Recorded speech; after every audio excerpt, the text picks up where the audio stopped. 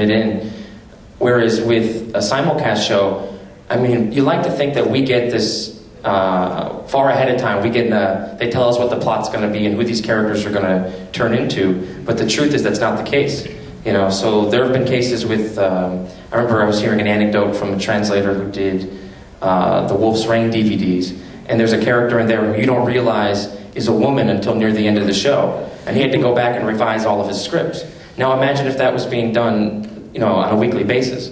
You know, it would have been pretty. It just wouldn't have been very, very good for the ultimate product. You know, so there are some unique things that go into production for the web and for simulcasting. Also, getting the materials is a large challenge. I know that that's something that Crunchyroll deals with, I believe, in Tokyo mostly, I believe, right? Right. So we do most of the post-processing and post-production side of it. We start from the materials and go to getting it onto the internet. And it's all about time and delivery. These things, traditionally, there's been cases where in Japan, the animation studio finishes like an hour before the TV broadcast, and they send some guy on a bicycle cart through Tokyo to ship them the tape over to the TV station. And I think as people understand and prepare for the internet, they are trying to get the materials earlier in advance. So right now we're seeing about getting the materials about 1 week in advance, and I think that's a good amount of time to be able to prepare for everything. The magic that goes behind the scenes is that we have a lot of automation and a lot of process that goes into each and every show. Otherwise, we wouldn't be able to simulcast 18 different titles every week from Japan.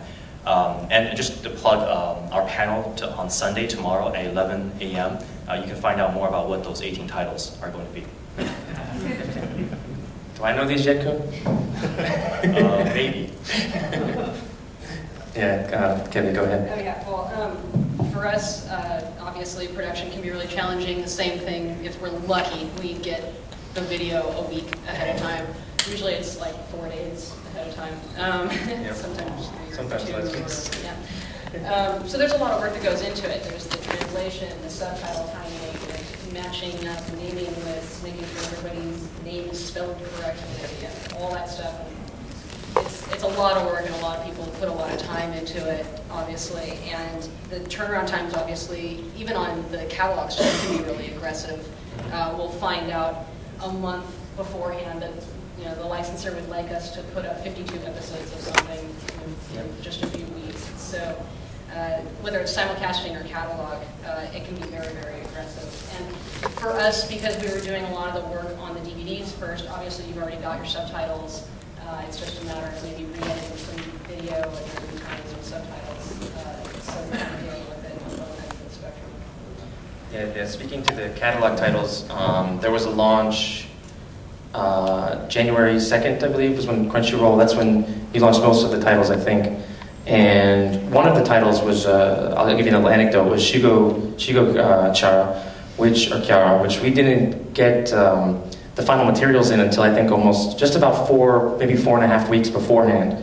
And they wanted to simulcast with the show. The only issue was that was 65 episodes to be done in 5 weeks. So, I mean, we did it, we just didn't sleep a lot, But that's the kind of unique challenges. What's that? Thank you. Oh yeah, you're welcome. You're welcome. But those are the type of unique challenges you see for production for the web. I think the big lesson here, though, is it's not impossible. It just requires a lot of dedication and good infrastructure to be able to do it. Okay. One thing that I noticed is that Japan loves sending physical tapes by overnight FedEx across the world, which gets really, really expensive. And there's really not a good reason to do that anymore with the advanced digital video and high-speed internet, but they still love doing it. So I think a lot of it is kind of an educational process. Like, no, I know you guys are used to throwing this on a tape and hand delivering it to TV Tokyo, but how about you use FTP? That's cool too.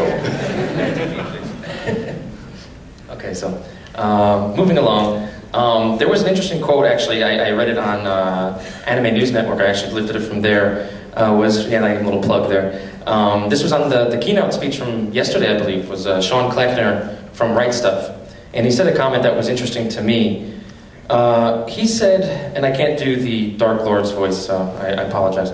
Online streaming of anime, although online streaming of anime is one way to replicate the effect of TV broadcast in Japan, content cannot be left online indefinitely because of the damage it would do to DVD sales.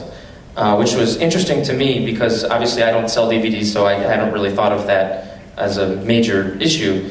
So I wanted to ask the folks on the panel their thoughts on this. Is digital distribution, is this a long-term plan? Is this something that's, can you live on digital distribution alone, or do you absolutely need those sales of DVDs to be able to survive? Obviously, I think Kun from Crunchyroll and Viz would probably have the most insight on something like that.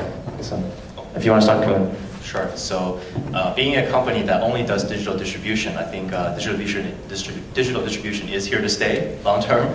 But maybe my views are biased because I'm a company that only does digital distribution.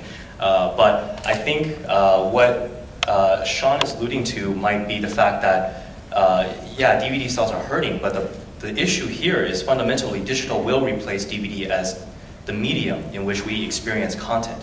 There's really no reason for me to schlep my way to Blockbuster if I want to go see a video, drive 30 minutes, rent it, watch it, drive it back the next day, or I can just watch it on my computer immediately through some streaming service. So what is really the challenge here is finding the new business model. So for example, let me highlight. Bandai does a great job in Japan. They give away the content for free for Gundam, and everyone buys the Gundam model. Now, Gundam models don't compete with digital distribution sales. It's all about finding the right merchandise that doesn't impact that, because digital will replace traditional streaming on television as well as DVDs in terms of the medium in which we experience content. I think for us, I don't necessarily agree with the quote. I think that Viz is really trying to use online and streaming to further DVD sales, and I think that there's a lot of different kinds of fans out there. Yes, there are the fans that they'll just watch it online and they'll be happy with that, but I think that there's also a fan out there that wants to own it, like a physical copy of it. A lot of people like to collect and that sort of thing, so I think that there's still going to be a market for that for quite some time. We'll see where it goes, I think. We've done a little research into this matter at Anime News Network. Basically what's happened over the past 4 or 5 years is that as the whole demographic of anime fans have shifted younger, there is simply not as much interest in collecting DVDs as there used to be. And I think this is true even beyond anime. I mean, everyone remembers in 2001 or so when DVD was the hot new thing, and everyone, had this giant wall of DVDs on their shelves to brag about. I still have my wall. Well, I just put mine in books, but at some point, the psychology shifted from, wow, look at all the great collections, I can watch all this anytime, and now it's more like, wow, I bought that? So I think DVD and physical media just don't have, it's not as important to own a massive amount of media yourself anymore if things are available online.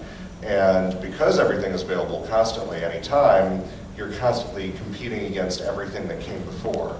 For example, in terms of spare time, Super Mario Brothers 1 is still as much of a competition for viewers' attention as the newest episode of Naruto. People now have more choices on how to spend their leisure time, and so we just have to make everything as easy as possible. DVD isn't easy. I just want to add something. I can't speak to